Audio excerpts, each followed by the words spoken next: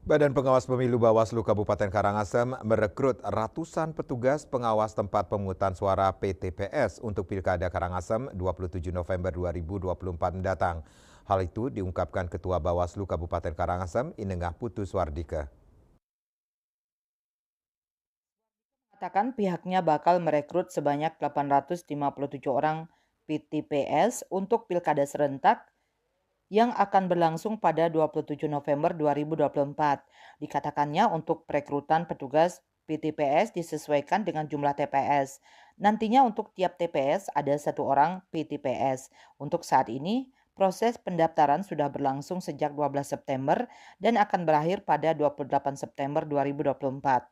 Masyarakat cukup antusias dalam melakukan pendaftaran, terbukti hingga saat ini sudah ada pelamarnya.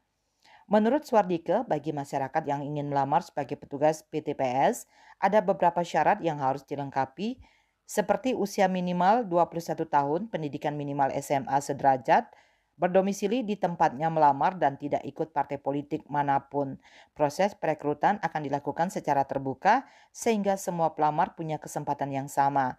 Dia menjelaskan untuk satu orang petugas PTPS akan mendapat honor sebesar Rp800.000 dan bagi masyarakat yang terpilih dapat bekerja dengan baik dan profesional sehingga seluruh rangkaian dari pilkada serentak tahun ini dapat berjalan dengan baik dan lancar hingga proses pelantikan.